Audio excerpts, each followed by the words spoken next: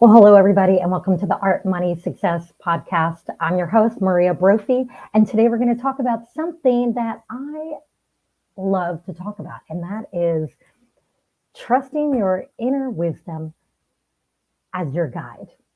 And so I'm going to give you a few examples, and I'm going to explain to you how it works and why it works, and how to use your own innate inner wisdom to make decisions and to really just help you do all those things that you want to do. So first of all, when I talk about your inner wisdom or your innate wisdom, I'm also talking about your intuition and this knowing that every single one of us have inside us. Some of us know how to tap into it. A lot of us do not. Some people are using their inner wisdom, their inner guidance system, and don't even know it. And these are usually the super successful people that don't even know why they're successful. They don't, what I mean is they don't know what it is that they're doing differently from other people that enables them to do all those things they want to do, because a lot of people don't think about it, right? So first of all, what is your inner wisdom, your higher wisdom, your intuition? What is that? Well, it is a knowing that you have inside of you that is subconscious. So it's not at the forefront of your mind usually. It's usually subconscious. It is the highest form of wisdom that you can access more than anything outside of yourself. And it is always right. Now, how is that possible? How is it possible? Okay, I'm going to tell you what I have come to understand. Number one, there is a part of our brain that is not our conscious part, it's our subconscious part of our brain that picks up everything that's going on around us. So you can go to a party and there could be a fight that breaks out, right? I don't go to parties like that anymore, but but I'm just using this as an example. Okay, you go somewhere and there's a crime that happens, and you happen to be a witness to it, and you saw what you saw. In your memory, in your fully conscious mind, you picked up on certain details. You saw what the guys looked like. You noticed things, right? There were things that your subconscious mind picked up, your peripheral vision, little tiny details that stay buried. They don't come to the front of your mind. And this is why a lot of times when there's a crime, the police will actually, they'll put people under hypnosis. And when you go under hypnosis, then those little details can be pulled out of you by the hypnotist. This is because your brain is recording everything that's going on around you. So how does this apply to you and your life and your business? Well, because your brain is like a computer and it's filing away so many details that your fully conscious mind cannot, you can't have all those details in your mind all day long, right? So your brain is filing them away. Imagine this over 20, 30, 40 years, how much wisdom you have, things that you've picked up that people have said, books that you've read that you might have forgotten, but it's stored in there. It's all stored in there. So when you are faced with a decision or when you are faced with something you want to do and you're not sure how to do it, you can access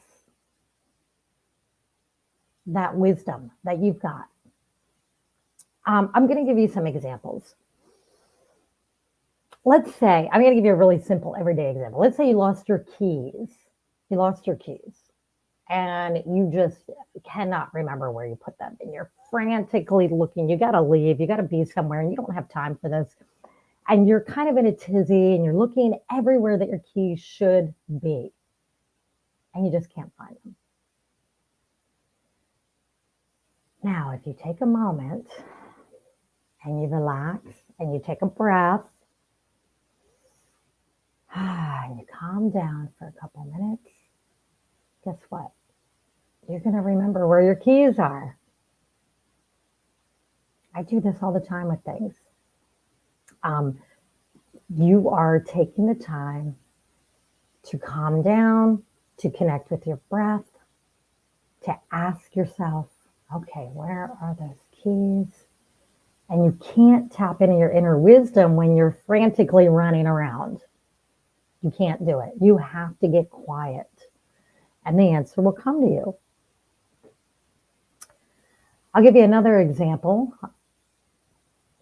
Let's say you're thinking of something you really want to make happen. Like for me, it's always, we've got some event coming up, and I'm like, I want to make this big dollar amount of sales of art. But I don't know how I'm going to do it other than, just being there, right? But you need something bigger than just being there. And so I'll set the goal, I'll set the intention, and then I'll think, okay, but what can I do? What can I do that's next level to get people to this art show? Oh, actually, I'm going to give you a real life example. I just remembered this. So years ago, we were doing an art exhibit with my husband, Drew Brophy's art in an art gallery in Laguna Beach. And I was so motivated to make, I don't even remember what the number was, but a lot of sales that night. And I thought, how can I get buyers there? How can I get them to want to come, number one, commit to coming and showing up? Because I know once I get them there, they're going to buy. So I had the question in my mind. I knew what my goal was, but I didn't know what the answer was. And this is what I do. I will simmer on something for a day or two or three. Well, one morning I was in the shower, I'm washing my hair. Boom, the answer came to me. And the answer was invite all of our previous art buyers and send them a personal invitation in the mail and tell them if they RSVP and if they show up to the VIP early reveal, we will have a little gift for them. But they had to RSVP. They had to let us know they were coming. I had this idea in the shower, and I was like, I think that's going to work. So we did it. We made these beautiful invites. We mailed them. And I also texted and called everybody, because you got to do that these days. And we told people, if you let us know that you're coming to the early preview of the art show, you'll get a little special print as a gift. Well, we had a lot of people show up because they RSVP'd. Because when people RSVP, they're taking an action and then they're making a commitment. So then they show up. We had so many people show up, and they were qualified buyers, and we sold so much art that night. So that's a good example. Now, why did I get this brilliant idea in the shower? Because you're relaxed in the shower. You have no electronics with you in the shower. I don't anyway, and I don't recommend it. And taking a shower is kind of pleasurable, right? So it's kind of relaxing. You're not really thinking about anything. And when you're relaxed and your monkey mind's not going crazy, that's when your inner wisdom throws you ideas. The other key to this is listening to your inner wisdom, listening to it. So if you get a flash of an idea while you're in the shower, or on an airplane, or sitting in your grass in the backyard, whatever, accept that idea and take that idea and run with it because it's always right. Now, what's another way that you can use your inner wisdom is to make decisions. Some of us get really stuck on decision making.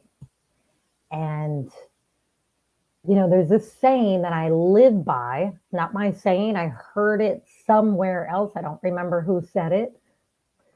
The saying is super successful people make decisions quickly and they change them slowly.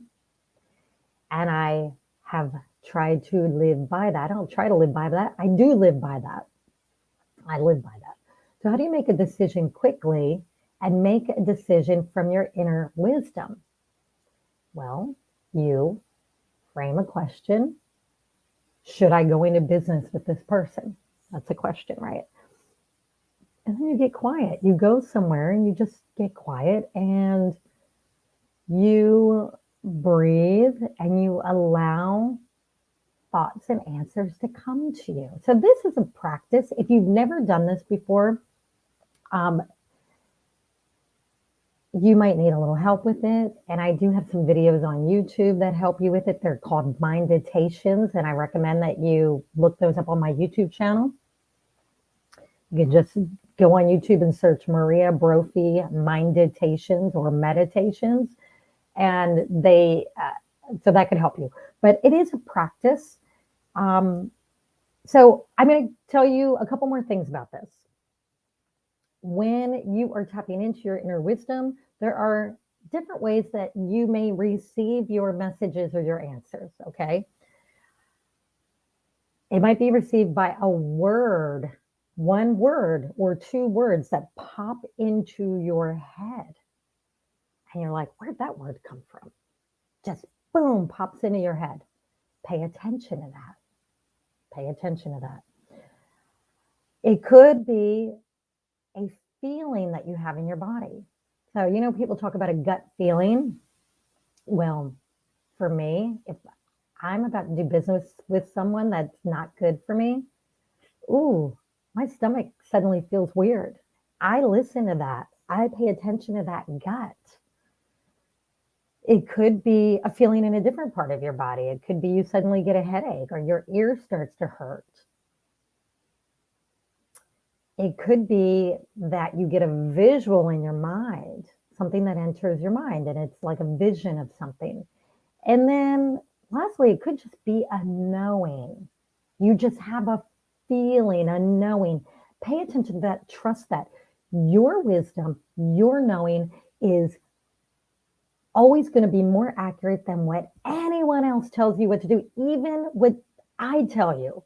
So when I coach artists, when I'm doing a business consultation, a business strategy session, I tap into what the artist wants and what they feel, not what I think is right. I have great ideas and I can give wonderful guidance, but ultimately it's you.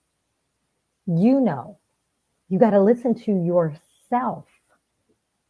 Exercise your inner wisdom. So here's what you can do going forward. If this is interesting to you, you can get yourself in the habit of noticing subtle messages that come to you in your mind, your imagination, your body, your gut, your ears. Another thing you could do is practice getting quiet when you're looking for a solution to something. You can just sit still and listen to your breathing. Another thing you can do is write in a notebook your observations, things that come to you. You'll start noticing patterns and you start trusting those patterns. And I'm going to end with this: in your business and in your entire life, everything from your love life to your friends to your family, your own inner wisdom is going to be more accurate than anyone else's in guiding yourself. I hope this was helpful for someone. And if you enjoyed this, if you're listening to me on a platform where you can leave a comment, please leave me a comment. And if you're listening to me on a podcast platform, hit subscribe and leave me a review. I would love it so much. And if you want more stuff from me, just hit some of the links in the description of this, and you can find my blog and my website and all that jazz. Thank you so much. And go out there and just trust yourself. Trust yourself. Ciao.